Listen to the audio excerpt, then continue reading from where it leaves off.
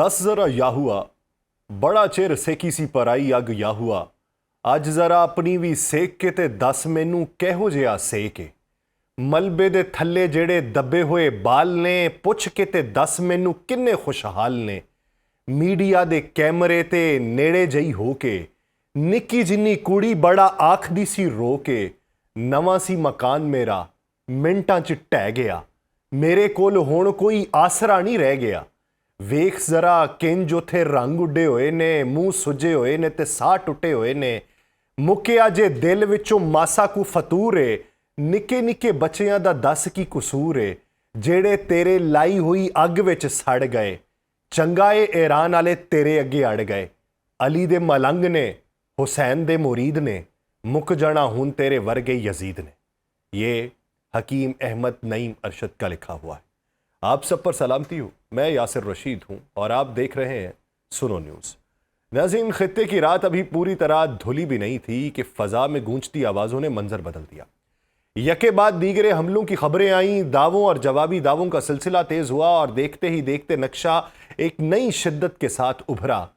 कहा जा रहा है कि ईरान ने इतनी तसलसल के साथ जवाब दिया है कि जिसने वाशिंगटन और तल अबीब दोनों में बेचैनी की लहर दौड़ा दी।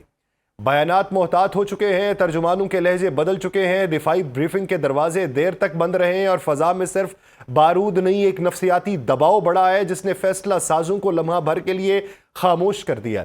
इन हमलों का अंदाज रवायती नहीं लग रहा था। कहीं ड्रोन्स की यलगार की बात थी, कहीं बैलिस्टिक मिसाइल्स की रफ्तार का तज़किरा था, कहीं ये सवाल उठाया जा रहा था कि इजरायली दिफाई हिसार इतना मजबूत था जितना समझा जा रहा था। और इजराइल में सायरन की आवाज़ें मामूल से ज़्यादा देर तक गूंजती रहीं। अमेरिका के अस्करी हलकों में खत्ते में मौजूद अपने मफादात की सलामती पर संजीदा गुफ्तगू शुरू हो चुकी है। मुबस्सरीन का कहना है कि असल असर सिर्फ मादी नुकसान नहीं बल्कि वो नफ्सियाती झटका है जिसने ताकत के तवाज़ुन के तसव्वुर को हिला दिया। दुनिया भर के तजियाकार हैरत से देख रहे हैं कि जवाब देने का ये अंदाज ईरान का अलामती नहीं, हिसाब किताब के साथ तरतीब दिया गया मालूम होता है। हमले महदूद भी थे, पैगाम वाज़े भी था और यही इम्तजाज उसे हैबतनाक बना चुका है कि जब कोई फरीक तवक्को से ज़्यादा मुनज़्ज़म और शदीद रद्द अमल दे दे तो मुखालिफ की हिकमत अमली असर नौ सोचने पर मजबूर हो जाती है। इस लम्हे खित्ता सिर्फ मैदान जंग नहीं है, आसाब की आजमाइश का मैदान है जहाँ हर नया धमाका सिर्फ ज़मीन नहीं हिला रहा बल्कि आलमी सियासत के ऐवानों में भी लर्जिश पैदा कर रहा है।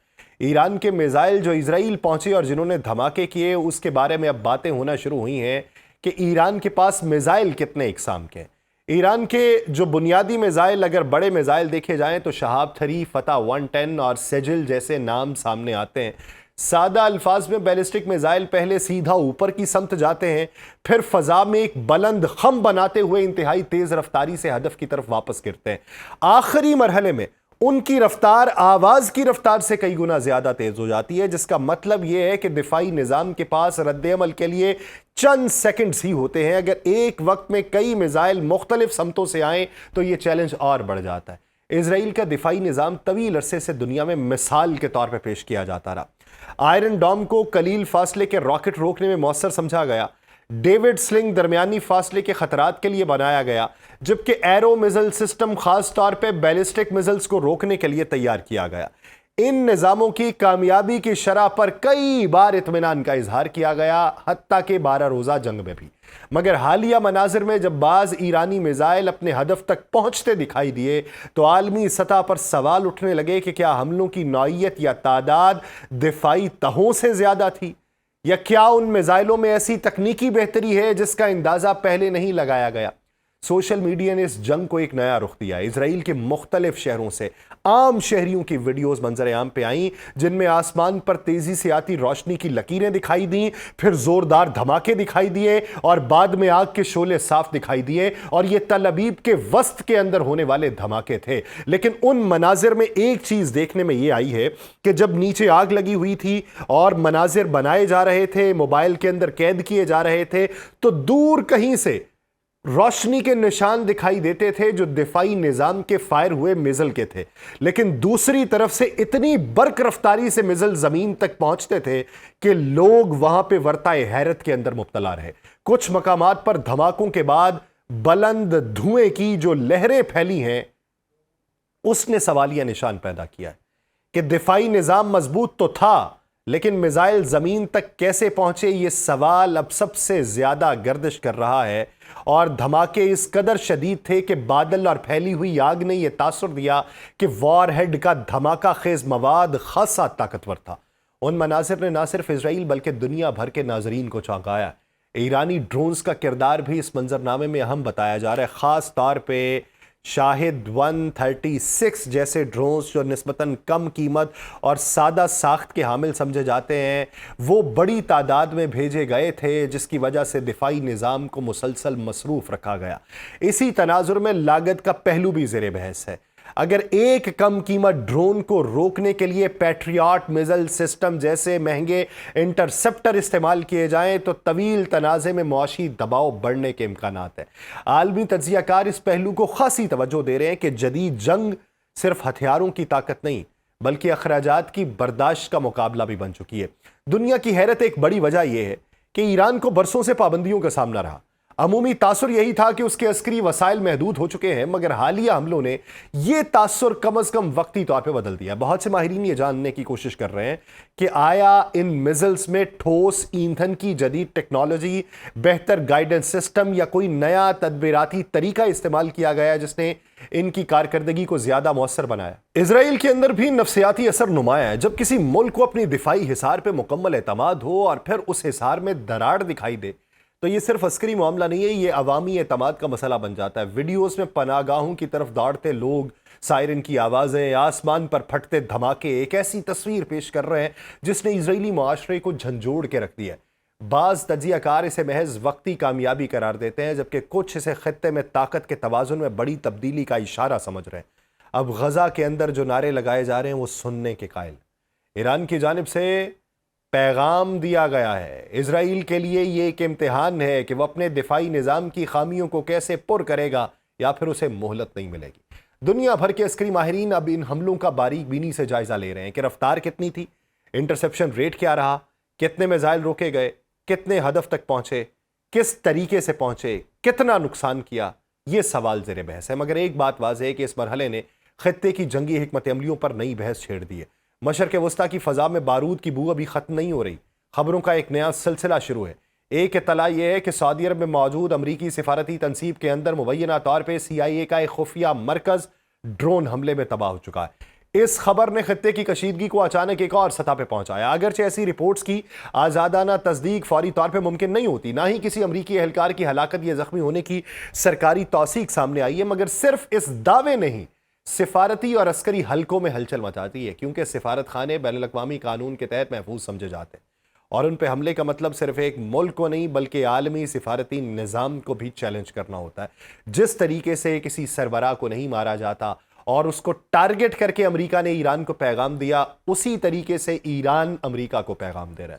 لیکن اسی دوران ایرانی ذرائع ابلاغ میں یہ موقف بھی سامنے آیا کہ بیرونی خفیہ ادارے ایران کے اندر بدامنی پھیلانے یا مسلح بغاوت کو ہوا دینے کی کوشش کر رہے ہیں، اور ماضی میں ایران اور امریکہ کے تعلقات میں خفیہ کارروائیاں اور پراکسی سرگرمیوں کے الزامات کوئی نئی بات نہیں رہے، مگر حالیہ بیانات اس بیانیے کو پھر سے تازہ کر رہے ہیں کہ جب دونوں فریق ایک دوسرے پر اندرونی عدم استحکام کی سازش کا الزام لگائیں تو کشیدگی صرف سرحدوں تک نہیں بلکہ ذہنوں اور بیانیوں تک پھیلتی ہے۔ پھر ایک اور بیان آتا ہے جو عالمی میڈیا کی توجہ اپنی جانب کھینچتا ہے کہ جب برطانیہ کے سابق سینئر نیٹو کمانڈر سر رچرڈ شیرف نے یہ خدشہ ظاہر کیا کہ دنیا شاید تیسری عالمی جنگ شروع ہونے کا منظر دیکھ رہی ہے۔ ایسے بیانات اگرچہ ذاتی رائے ہوتے ہیں، مگر ان کا وزن اس لیے بڑھ جاتا ہے کہ وہ ایک ایسے شخص کی زبان سے نکل رہے ہوتے ہیں جو عسکری حکمت عملی اور بین الاقوامی دفاعی ڈھانچے کا طویل تجربہ رکھتا ہو اور اس کی سربراہی کر چکا ہو۔ عالمی سطح پر یہ سوال زیر بحث آنے لگا ہے کہ کیا یہ محض علاقائی تصادم ہے یا بڑی طاقتوں کی براہ راست مداخلت اسے وسیع تر جنگ میں بدل رہی ہے۔ ایرانی فوج کی جانب سے یہ دعویٰ بھی سامنے آیا کہ مشرق وسطیٰ میں امریکی فوجی اڈوں پر حملوں میں درجنوں امریکی اہلکار ہلاک اور زخمی ہوئے ہیں۔ ان اعداد و شمار کی بھی آزادانہ تصدیق فوری طور پہ ممکن نہیں ہے۔ امریکہ نے اب تک اپنے 4 اہلکاروں کی تصاویر جاری کی ہیں، لیکن ایسے دعوے جنگی ماحول میں نفسیاتی برتری کا اصول جو ہے اس کو حاصل کرنے کے لیے بھی کیے جاتے ہیں۔ اگر واقعی امریکی اڈوں کو نشانہ بنایا گیا ہے جو مناظر میں تو دکھائی دیتا ہے، تو اس کا مطلب یہ ہے کہ تصادم صرف ایران اور اسرائیل تک نہیں بلکہ براہ راست امریکی مفادات کی گہرائی تک پہنچ چکا ہے۔ اس سے خطے میں موجود امریکی افواج کی سلامتی، رسد اور حکمت عملی سب سوالوں کی زد میں آئے ہوئے ہیں۔ اسی تناظر میں پاسداران انقلاب کی طرف سے بحر ہند میں امریکی بحریہ کے ایک تباہ کن جہاز کو نشانہ بنانے کا دعویٰ بھی سامنے آیا۔ بحری محاذ ہمیشہ سے عالمی طاقتوں کے لیے حساس رہا ہے، کیونکہ سمندری راستے تجارت، توانائی اور فوجی نقل و حرکت کے لیے بنیادی اہمیت رکھتے ہیں۔ اگر کسی امریکی جنگی جہاز کو واقعی نشانہ بنایا گیا ہے تو یہ ایک غیر معمولی پیش رفت ہے، کیونکہ اس کا مطلب براہ راست بحری تصادم بھی ہے۔ لیکن جنگی حالات میں ایسے دعووں کی تصدیق میں وقت لگتا ہے اور اکثر دونوں طرف سے بیانات میں تضاد بھی دکھائی دیتا ہے۔ ایران نے تل ابیب، مقبوضہ بیت المقدس اور مغربی کنارے کے اوپر جو تازہ حملے کیے، جس کے بعد اسرائیلی شہروں میں سائرن بجے، شہری آبادی میں خوف کی فضا بڑھی، لوگ پناہ گاہوں میں اترتے دکھائی دیے، آسمان پر روشنی کی لکیریں پھر سے دکھائی دینے لگیں اور شمالی اسرائیل میں حیفا نیول بیس کو حزب اللہ کی جانب سے نشانہ بنانے کا دعویٰ بھی سامنے آیا، تو یہ منظرنامہ اسرائیل کے لیے گلے میں ہڈی ہے۔ اگر لبنان کی سرزمین سے براہ راست عسکری کارروائیاں بڑھتی ہیں تو اس کا مطلب ہے کہ تصادم کئی سرحدوں پہ بیک وقت پھیل چکا ہے۔ اس سب کے ساتھ لبنان پہ اسرائیلی حملوں کی خبریں بھی آئی ہیں، جن میں عمارتوں کے تباہ ہونے اور بنیادی ڈھانچے کو نقصان پہنچانے کی اطلاعات بھی شامل ہیں۔ اس طرح ایک حملہ دوسرے حملے کو جنم دے رہا ہے۔ ہر کارروائی اپنے ساتھ اگلے رد عمل کا امکان لے کے آ رہی ہے۔ یہی وہ مرحلہ ہے جب جنگ محدود نہیں رہتی بلکہ پھیلاؤ کا خطرہ بڑھ جاتا ہے۔ گزشتہ برسوں میں خطے میں پراکسی گروہوں، میزائل پروگرامز اور ڈرون ٹیکنالوجی نے جنگ کا انداز بدل دیا۔ اب روایتی فوجی محاذ کے ساتھ ساتھ خفیہ کارروائیاں، سائبر حملے، نفسیاتی جنگ جو ہے یہ بھی کلیدی کردار ادا کر رہے ہیں۔ سوشل میڈیا پہ گردش کرتی ویڈیوز، دعوے اس کشیدگی کو اور ہوا دیتے ہیں۔ ہر فریق اپنی کامیابی کو نمایاں اور مخالف کی کمزوری کو بڑھا چڑھا کر پیش کرتا ہے۔ اس ماحول میں عام ناظر کے لیے سچ اور دعوے کے درمیان فرق کرنا بھی مشکل ہو جاتا ہے۔ بہت سو نے ان دنوں میں بنجمن نیتن یاہو کو موت کے گھاٹ اتار دیا، اس کے بھائی کو جو ہے وہ بھی نشانہ بنوا دیا، اس کے بیٹے کو اغوا کروا دیا اور اس کو ملک سے باہر پہنچا دیا۔ لیکن عالمی طاقتیں اس صورتحال کو کسی اور نظر سے دیکھتی ہیں۔ تھوڑا سا پرکھنے کی اور سمجھنے کی ضرورت ہے۔ اگر امریکی تنصیبات، اسرائیلی شہر، لبنانی علاقے، سمندری راستے سب ایک ہی کشیدگی کا حصہ بن چکے ہیں تو یہ واقعی ایک وسیع تر تصادم کا پیش خیمہ ہے۔ مگر تاریخ یہ بتاتی ہے کہ بڑے بحرانوں کے دوران سفارتکاری خاموشی سے جاری رہتی ہے۔ پس پردہ رابطے، ثالثی کی کوششیں، دباؤ کی سیاست اکثر آخری لمحے میں کسی بڑے تصادم کو روک دیتی ہے۔ اس وقت خطہ ایک نازک موڑ پہ ہے۔ دعوے اور جوابی دعوے، حملے اور رد عمل، یہ سب ایک ایسی چین بنا رہے ہیں جس کی ہر کڑی اگلی کڑی سے جڑی ہے۔ سوال یہ نہیں کہ کون سا بیان زیادہ زوردار ہے، یہ ہے کہ کیا یہ سلسلہ کسی وسیع جنگ میں تبدیل ہوگا یا کسی مرحلے پر رک جائے گا۔ فضا میں گونجتے سائرن، سمندر میں بڑھتی نقل و حرکت اور سفارتی بیانات کی تیزی اس بات کا اشارہ دے رہی ہے کہ صورتحال معمولی نہیں، مگر تصویر ابھی بھی حتمی نہیں۔ تصویر کے مکمل ہونے کا انتظار ہے۔ مجھے دیجیے اجازت، اللہ نے کے بعد۔